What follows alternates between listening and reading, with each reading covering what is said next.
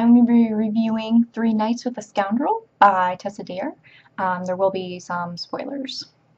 This is the third book in the Stud Club trilogy. The first two were One Dance with a Duke and Twice Tempted by a Rogue. I did reviews of both of these if you want to go check them out. And this is the third one in the trilogy, so it's the last one.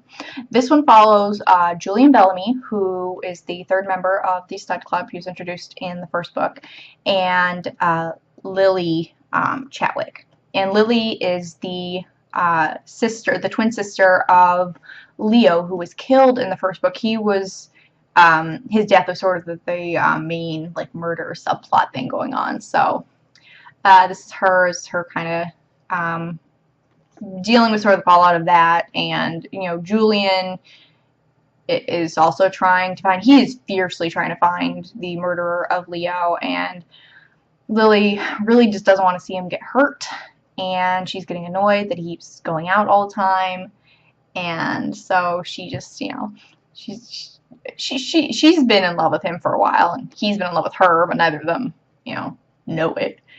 And Julian doesn't think he's good enough for her. She's actually a lady. She's actually 13th in line for the throne. She's that high up. And he is a bastard son. And so he doesn't think he's worthy. But he's so up high in society, and and she doesn't care. She's deaf, so she can't, well, obviously she can't hear. And she doesn't really care a whole lot about society in general. She's like, screw it, I don't care, love me. Well, they do, they eventually somehow get married and things ensue. And there are a couple of different subplots. One in particular, the murder subplot, that finally wraps up, obviously. And that whole thing's actually really interesting. But there's another subplot with Julian and his secrets, because usually the main guys have secrets. His secrets are actually pretty secret, but I feel like that whole subplot, I'm not going to spoil exactly what it is, but it felt very unnecessary. It actually felt to me, maybe it was done just for padding purposes. It didn't necessarily feel like padding, but it felt very unnecessary. It bothered me because there should have been a lot more going on with that than actually happened. So it felt very odd. Again, the chemistry between these two characters was really good. I haven't really run into any of the books where once they're together, the chemistry's bad. So she always does really good with the chemistry in here. And I sort of like their relationship a little bit more, in that, Lily's really trying to protect him, and he's trying to protect her, and this whole sort of thing. He's not trying to pressure her into marrying him or anything like that, and, this whole thing going on. So, I feel like, at this point, if you read this book and you haven't read the other two, you're going to be very lost, because again, most of the character development happens in this book for these characters, which I like. I like when they don't try to do character development for characters in other books and expect you just to get all of it. And so you could read it without the other two books, but you're gonna be sort of confused as to what's going on with the whole murder going on. They've introduced a couple of key players in previous books, and they do tell you who they are, but it might be slightly confusing if you didn't know it. I always look for books in a series. I always look to see if they'd be good on their own, because that shows that, romance novels, typically you want to just be able to pick one up and read it. And you can't always find different ones in the series. You could pick this up and read it, but I really feel like you need to start at the beginning. And the whole trilogy, as a whole, is not a bad trilogy.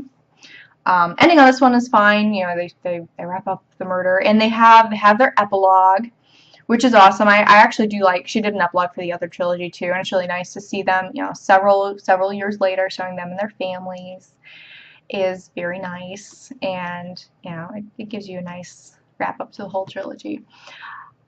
Honestly, though, I feel like the first book of the trilogy is the best of all of them. It has the most interesting story to it. The characters I feel like I identify more with, I guess. Their relationship is one that intrigues me the most, and I just like it the best. I would definitely suggest, if you're going to read any of these, just get the whole trilogy, or just get the first one. If you want to see how the other two go, you know, the second and third book are not bad. They're pretty fast reads, and the chemistry is really good in them. But some of what happens in book 2 and 3 feels unnecessary or annoying, or bleh. But yeah, I don't think I'm going to keep this trilogy. Her first book of the trilogy, One Dance with the Duke, was actually the very first book of hers I had ever read, and I really liked it. And I see why I kept it to reread it, because I wanted to read the other two. But having read it again and having read the other two, I just don't see myself wanting to read them again. So if you can get these in your used bookstore, go right ahead. They're not bad books. I would not necessarily buy them new, because for me, they're sort of a one-time read. But, you know, make your own choices. The sex is really good. Oh my gosh. If you have a boyfriend or husband or other significant other, make sure they are available, because you're probably going to want them. And that's how good the scenes in here are. So yeah, in that respect, these are really, really good.